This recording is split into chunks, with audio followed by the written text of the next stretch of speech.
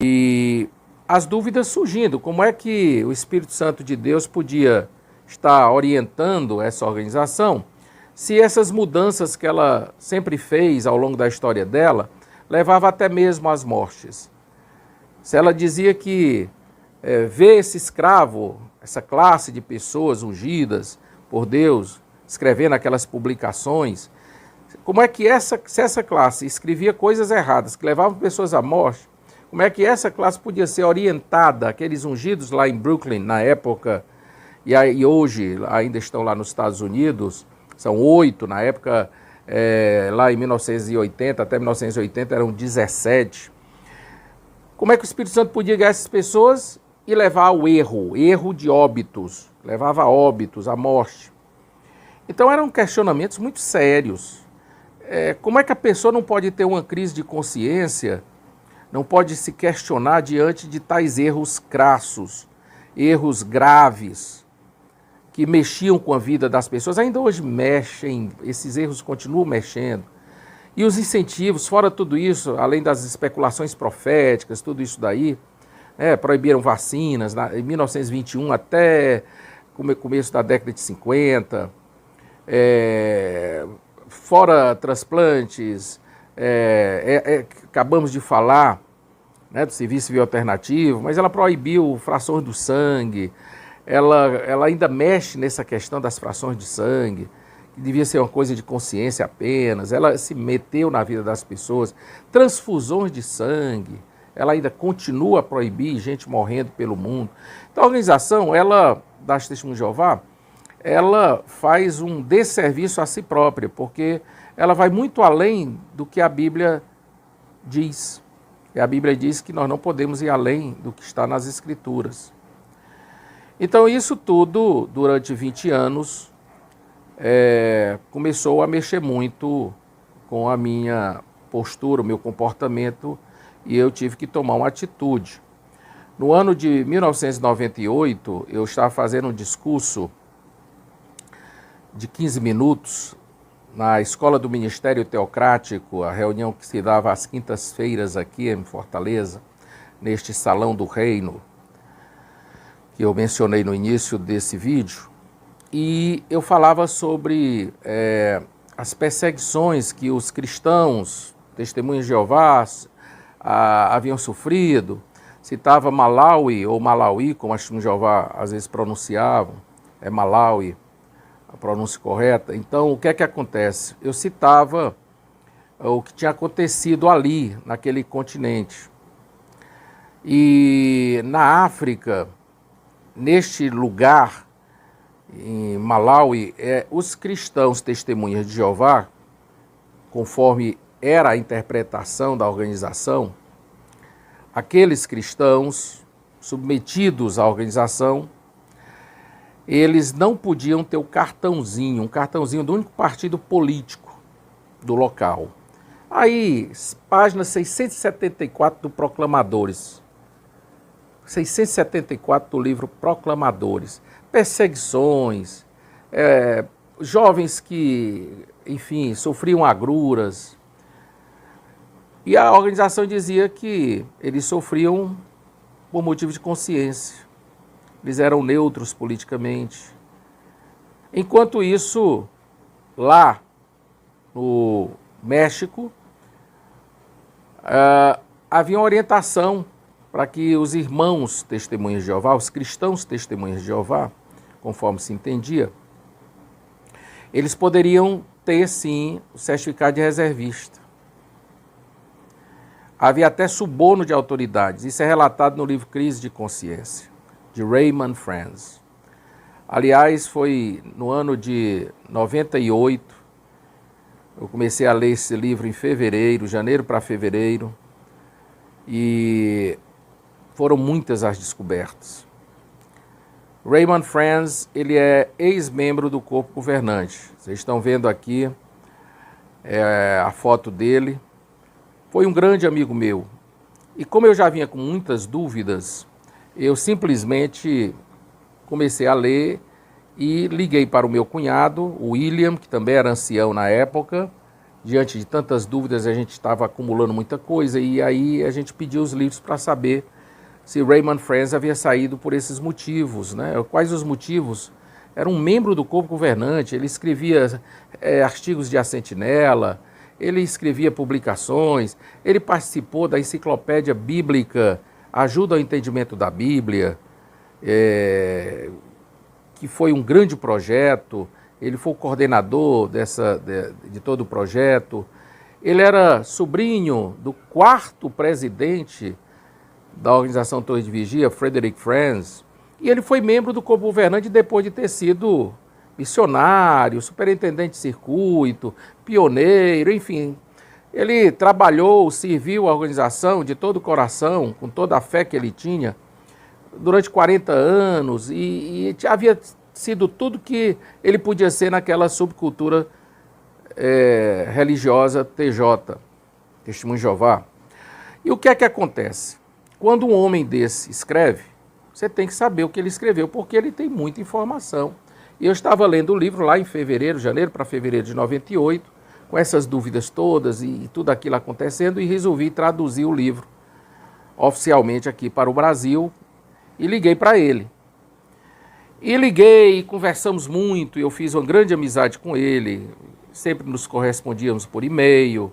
Na época não existia WhatsApp, não existia, eu acho que nem um Messenger, tinha o ICQ, 1998, mas estávamos sempre em contato, sempre, durante o ano todo de 98, até a minha saída em outubro, que eu saí no dia 22 de outubro de 98, da organização TJ, 21 para 22 eu entreguei a carta de dissociação, eu, William, minha esposa, a minha cunhada Andréa, a Adriane, a irmã da minha esposa, outra cunhada.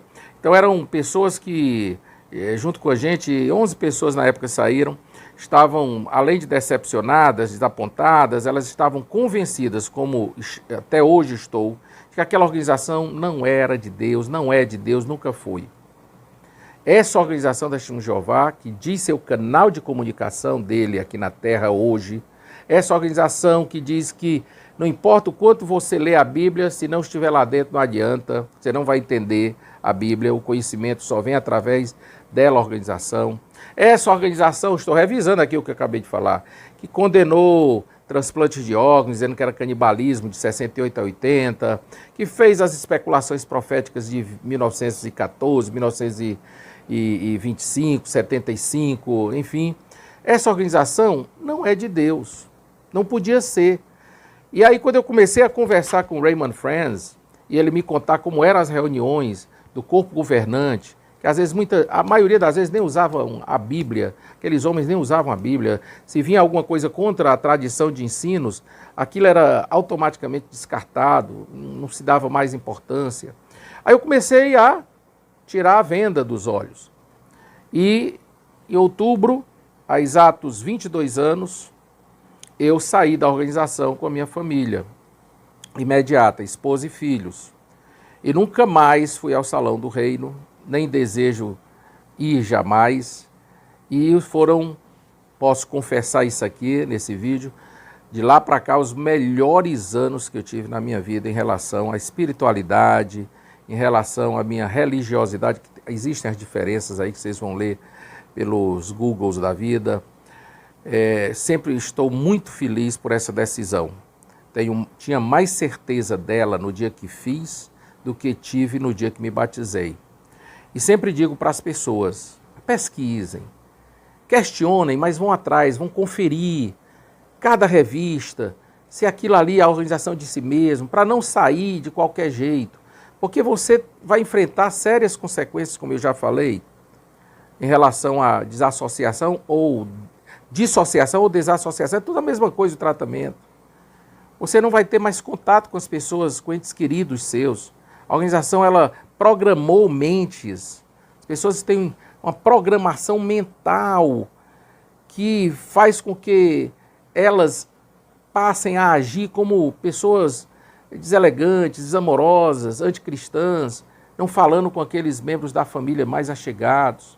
Isso acontece, é verdadeiro.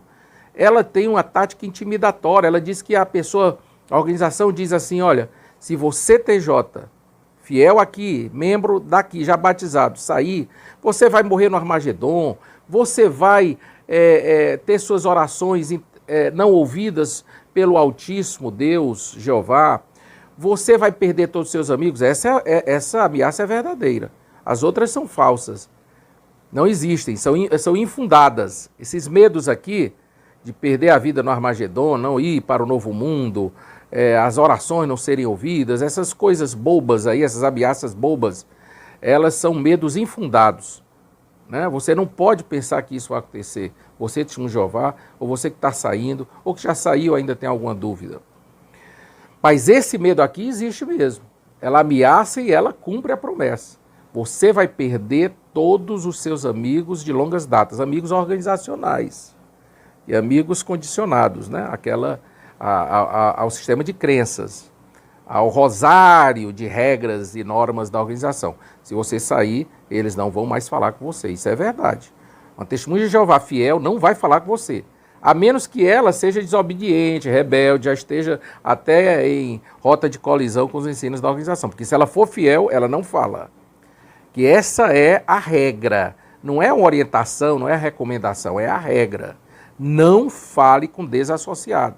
Eles são inimigos do povo de Deus. Você vai estar comendo, ela diz que essas pessoas, testemunho de Jeová, que falam com quem sai, essa pessoa vai estar comendo na mesa de demônios, se começar a ler e ouvir, né?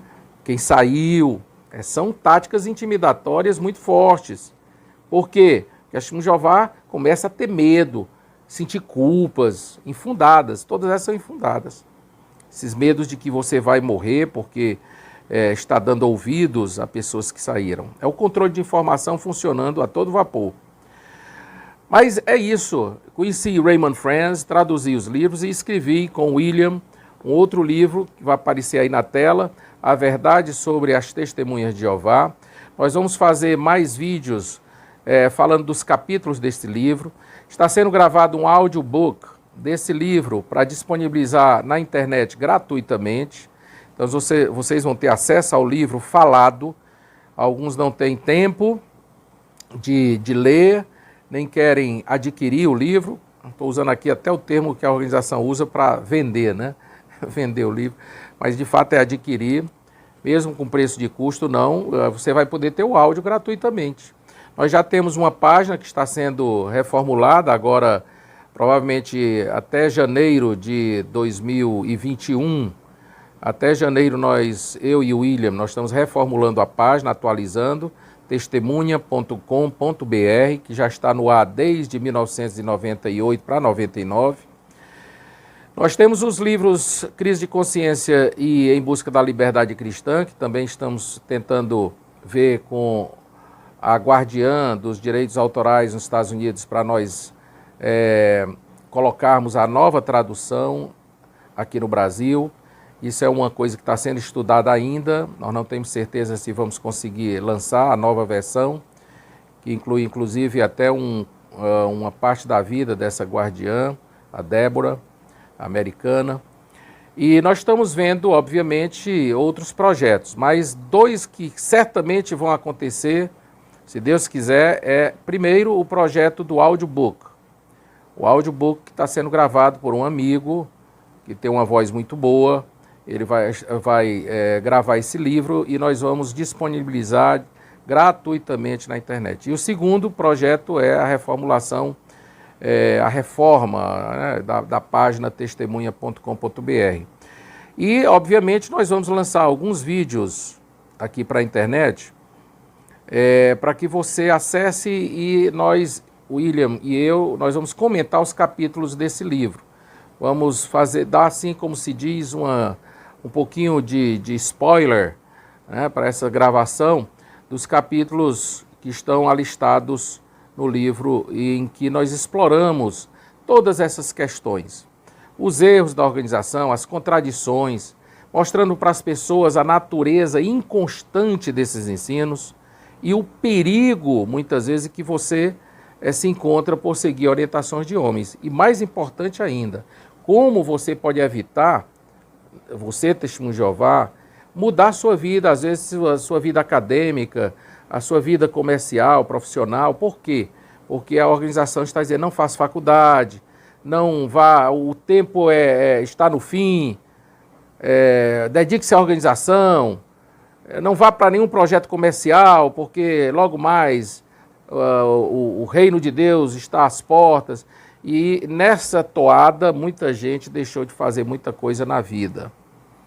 Em 1925, nós vamos mostrar isso durante os outros vídeos, né? Eu ia falar de 1925, nós vamos colocar isso depois para vocês durante os comentários no livro, sobre o livro, A Verdade sobre a Testemunha de Jeová.